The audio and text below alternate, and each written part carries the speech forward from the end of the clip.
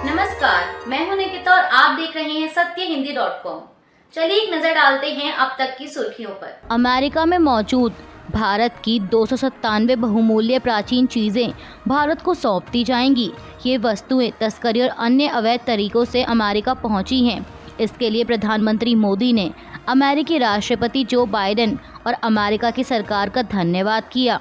PM Modi ने x पर इसकी जानकारी देते हुए अमेरिकी राष्ट्रपति के साथ तस्वीर साझा करते हुए लिखा कि सांस्कृतिक संबंधों और सांस्कृतिक संपत्तियों की अवैध तस्करी के खिलाफ लड़ाई को मजबूत किया जा रहा है।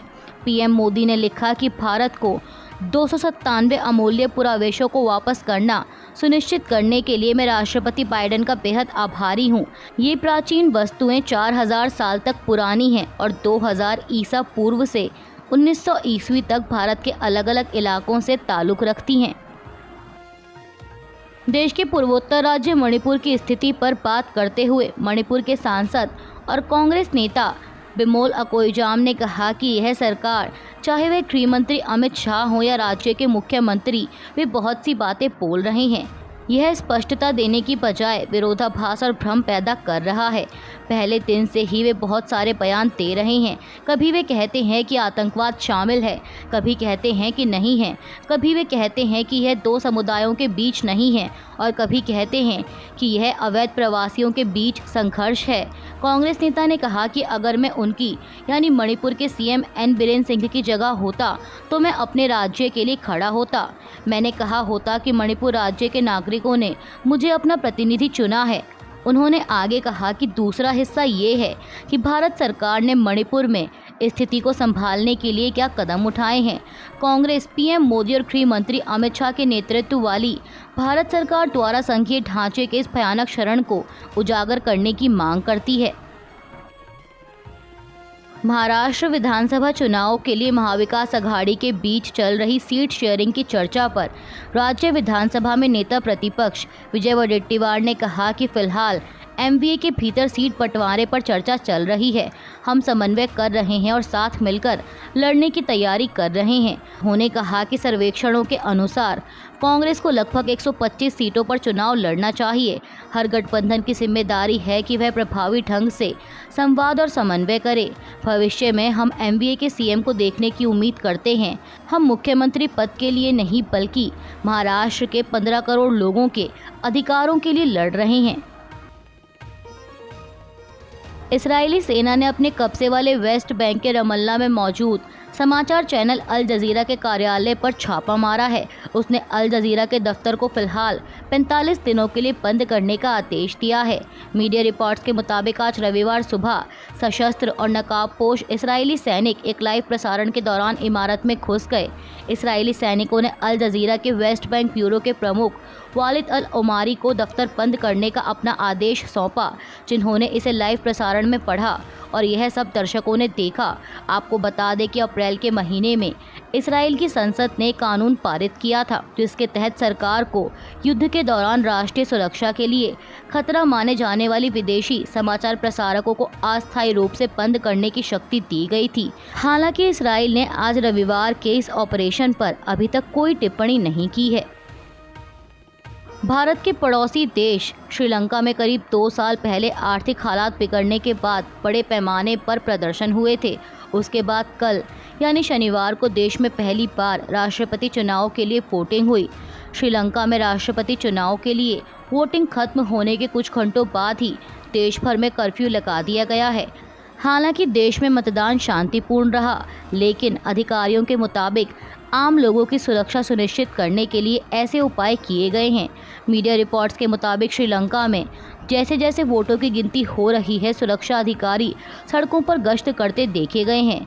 इस चुनाव को व्यापक रूप से अर्थव्यवस्था को संभालने के सरकार के तरीके पर जनमत संग्रह के रूप में देखा जा रहा है। चेन्नई में खेले गए पहले टेस्ट मैच में भारत ने बांग्लादेश को 280 रनों से हरा दिया है। भारतीय टीम ने बांग्लादेश को दूसरी पारी में 234 रनों पर ऑल आउट कर दिया। भारत की ओर से सबसे अधिक 6 विकेट आर अश्विन ने लिए, वहीं रविंद्र जडेजा ने 3 और जसप्रीत बुमराह ने 1 विकेट लिया। आपको बता दें कि इससे पहले भारत ने पहली पारी में 376 रन बनाए थे, जिसके जवाब में बांग्लादेश की पारी 149 रनों पर ऑल आउट हो गई थी। इसके बाद दूसरी पारी में भारतीय टीम ने 287 रनों पर पारी घोषित करके बांग्लादेश को 515 रनों का लक्ष्य दिया था। क्वाड शिखर सम्मेलन की बैठक के बाद समूह के नेताओं द्वारा जारी एक संयुक्त घोषणा में कहा गया है कि क्वाड पहले से कहीं अधिक रणनीतिक रूप से एकजुट है और यह एक अच्छाई की ताकत है जो इंडो पैसिफिक के लिए वास्तविक, सकारात्मक और स्थायी प्रभाव डालती है। आपको बता दें कि राष्ट्रपति जो बाइडेन की मेज़बानी में क्वाड लीडर समिट कल शनिवार को उनके श्रीनगर विल्मिंगटन डेलवेयर में हुई। इसमें प्रधानमंत्री मोदी, ऑस्ट्रेलिया के प्रधानमंत्री एंथनी एल्बानीज़ और जापान के प्रधानमंत्री फूमियो किशिदा ने भाग लिया। वहीं संयुक्त घोषणा में आगे यूक्रेन का भी जिक्र हुआ। कहा गया कि हम यूक्रेन में चल रहे युद्ध पर अपनी गहरी चिंता व्यक्त करते हैं, जिसमें भयानक और दुखद मानवीय परिणाम शामिल हैं। हम में से प्रत्येक ने युद्ध शुरू होने के बाद से यूक्रेन का दौरा किया है और इसे प्रत्यक्ष रूप से देखा है। हम अंतर्राष्ट्रीय कानून के अनुरूप एक व्यापक, न्याय संगत और स्थायी शांति की आवश्यकता को दोहराते हैं, जो संप्रभुता और क्षेत्रीय अखंडता के सम्मान सहित संयुक्त राष्ट्र चार्टर के उद्देश्यों और सिद्धांतों के अनुरूप है। व्हाइट हाउस द्वारा जारी बयान के मुताबिक भारत और अमेरिका के बीच हुई द्विपक्षीय वार्ता में बाइडेन ने भारत के उस दावे का समर्थन किया है कि संयुक्त राष्ट्र सुरक्षा परिषद यानी यूएनएससी का रिफॉर्म होना चाहिए। आपको बता दें कि भारत कहता रहा है कि मौजूदा वैश्विक परिस्थितियों को देखते हुए इस ग्रुप में बदलाव की ज़रूरत है। अब बैठक के दौरान अमेरिकी राष्ट्रपति जो बाइडेन ने प्रधानमंत्री मोदी के साथ साझा किया कि संयुक्त राज्य अमेरिका भारत की महत्वपूर्ण आवाज़ को प्रतिबिंबित करने के लिए वैश्विक संस्थानों में सुधार की पहल का समर्थन करता है, जिसमें सुधारित संयुक्त राष्ट्र सुरक्षा परिषद में भारत के लिए स्थायी सदस्यता भी शामिल है।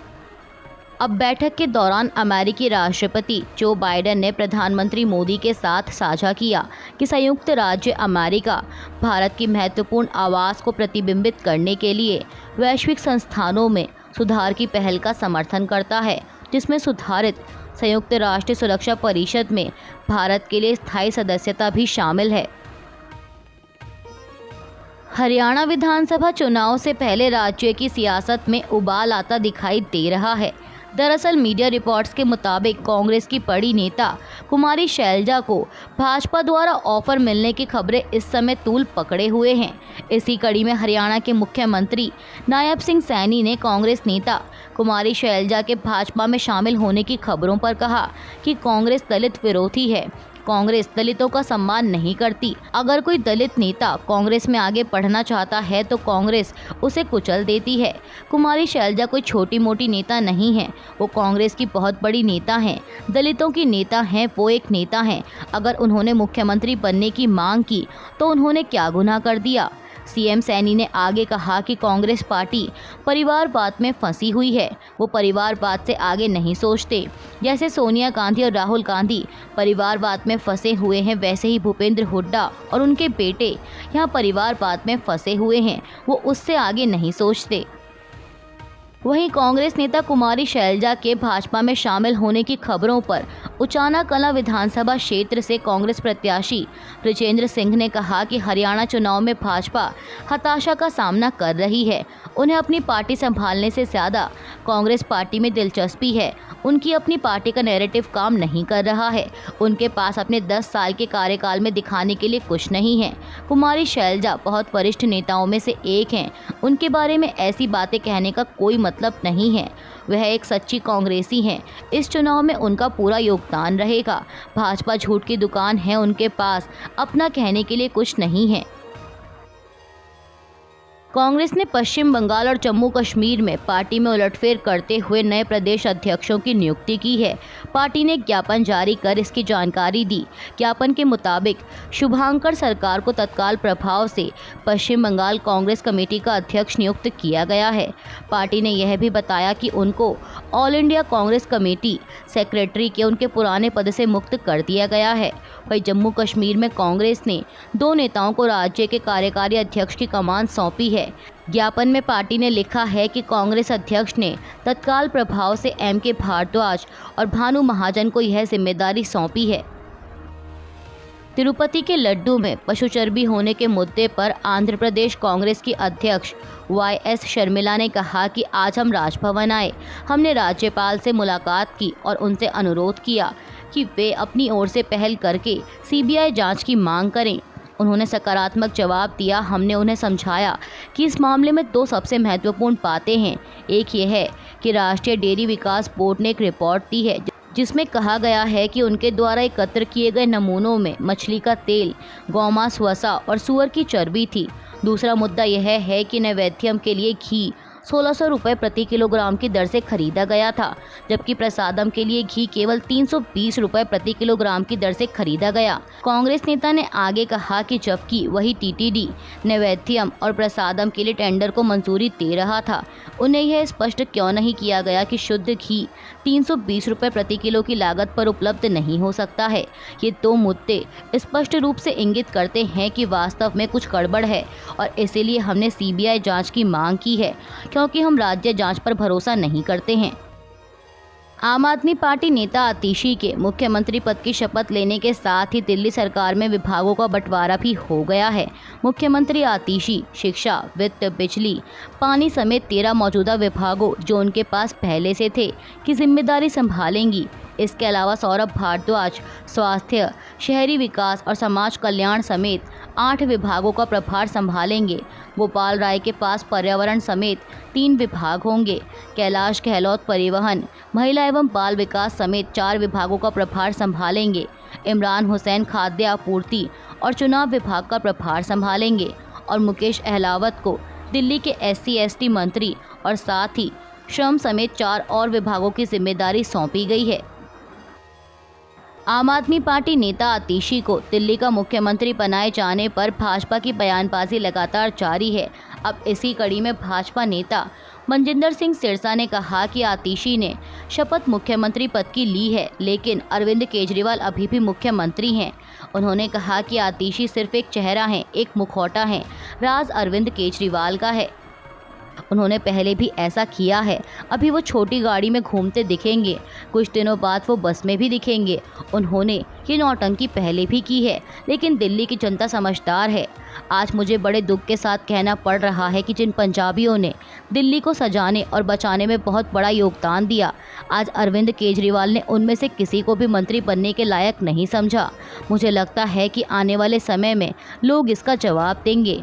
भाजपा नेता ने कहा कि वो शराब घोटाले के दलदल में फंसे हुए हैं। चेहरा बदलने से सच्चाई छिपने वाली नहीं है।